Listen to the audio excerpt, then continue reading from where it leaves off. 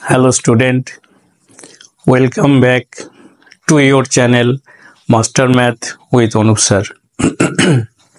আজকে একটা নতুন ভিডিও নিয়ে এসেছি, অত্যন্ত গুরুত্বপূর্ণ ভিডিওটা তোমরা প্রথম থেকে শেষ পর্যন্ত লক্ষ্য করো। দেখো, একটা বিশেষ আনন্দের সংবাদ এই ভিডিওটার মারফত তোমরা জানতে পারবে। শুধু আনন্দের সংবাদ না, সুসংবাদও বলতে পারো। এই বছরে তোমরা এখন যারা ক্লাস 12-এ পড়ছো, অর্থাৎ আগামী বছর 2026 সালে উচ্চ মাধ্যমিক পরীক্ষা দেবে, তাদের জন্য এই সুসংবাদটা বিশেষ গুরুত্বপূর্ণ। কি সেই সুসংবাদ?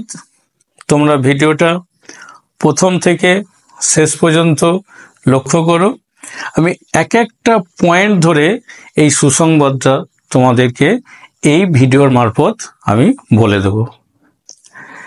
তা এতদিন পর্যন্ত যেটা নিয়ম ছিল যে উচ্চ মাধ্যমিক পরীক্ষাতে যদি কোনো ছাত্র বা ছাত্রী ফেল করে, তাহলে তাকে 1 বছর তাকে অপেক্ষা করতে হতো, পরের বছর পরীক্ষা দিয়ে তাকে পুনরায় পাস করতে হতো। এই বছর থেকে এই নিয়মের পরিবর্তন হয়ে গেছে, অর্থাৎ উচ্চ মাধ্যমিক পরীক্ষাতে আর কেউ ফেল করবে না, অর্থাৎ ফেল কথাটা যেন উঠেই গেল।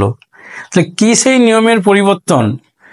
সেই নিয়মের পরিবর্তন হচ্ছে যে তোমরা সবাই জানো যে উচ্চ মাধ্যমিকের ক্লাস 12-এর যে পরীক্ষাটা হবে সেটা দুটো সেমিস্টারের মারফত, সেমিস্টার 3 এবং সেমিস্টার 4। থার্ড সেমিস্টার যে পরীক্ষাটা হবে কেবলমাত্র MCQ, অর্থাৎ মাল্টিপল চয়েস কোশ্চেন, শুধুমাত্র টিক করলেই তোমরা মার্কস পেয়ে যাবে। আর ফোর্থ সেমিস্টারে যে পরীক্ষাটা হবে সেই পরীক্ষাটা হবে ডেসক্রিপটিভ টাইপের, অর্থাৎ লিখিত পরীক্ষা, লিখে লিখে তোমাদের মার্কস পেতে হবে। তো নিয়মের কি পরিবর্তন হলো না, থার্ড সেমিস্টারে যদি কোনো স্টুডেন্ট কোনো সাবজেক্টে তার ব্যাক পায়, অর্থাৎ ইনকমপ্লিট থাকে, অর্থাৎ ফেল করে, তাহলে সে সেই সাবজেক্টে ফোর্থ সেমিস্টারে আবার পরীক্ষায় বসতে পারবে। তাহলে ফোর্থ সেমিস্টার এবং থার্ড সেমিস্টার তার দুটো পরীক্ষায় একসঙ্গে হয়ে যাবে। এই দুটো পরীক্ষাতে যদি কেউ পাস করে যায়, তাহলে সে উচ্চ মাধ্যমিক পরীক্ষায় পাস বলে গণ্য হয়ে যাবে। তাহলে কি হলো বুঝতে পারলে? তাহলে ফেল কথাটা উঠে গেল। এখানেই হচ্ছে আমার প্রশ্ন, যদি কোনো ছাত্র ফোর্থ সেমিস্টারেও যদি ব্যাক পেয়ে থাকে, তার ক্ষেত্রে কি হবে না, এই নিয়ে পর্ষদ সভাপতি একটা বিশেষ নিয়মের কথা ভাবছে। আশা করি এই নিয়ম তোমাদের জন্য কার্যকরী হবে। নিয়মটা কি?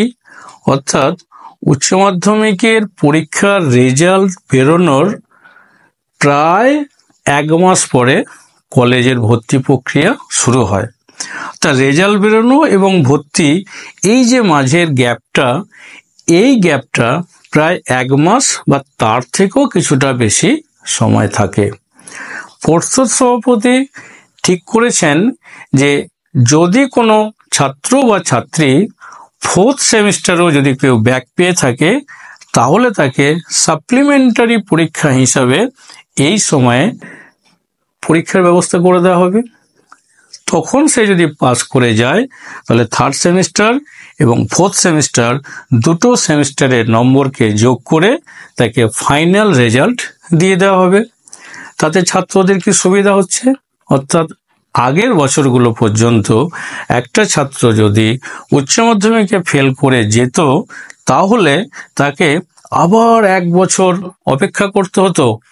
1 বছর পরে আবার পরীক্ষা দিয়ে তাকে উচ্চ মাধ্যমিক পাস করে কলেজে ভর্তির জন্য অ্যাপ্লাই করতে হতো। এখন থেকে আর 1 বছর অপেক্ষা করতে হবে না, 1 মাসের মধ্যেই সে সাপ্লিমেন্টারি পরীক্ষা দিয়ে উচ্চ মাধ্যমিক পরীক্ষার পাস সার্টিফিকেট হাতে পেয়ে যাবে। এটা একটা বিশাল সুসংবাদ, আনন্দের সংবাদ। তা তোমরা যদি ভালো মনে করো এই ভিডিওটা তোমরা বন্ধুদের মধ্যে শেয়ার করো। যে সমস্ত ছাত্রছাত্রীরা নতুন আমার এই চ্যানেলে জয়েন করেছো তারা চ্যানেলটাকে সাবস্ক্রাইব করে রাখবে। এইরকম অনেক গুরুত্বপূর্ণ খবর তোমাদেরকে আমি ভিডিওর মারফত সবার আগে পৌঁছে দিতে পারবো।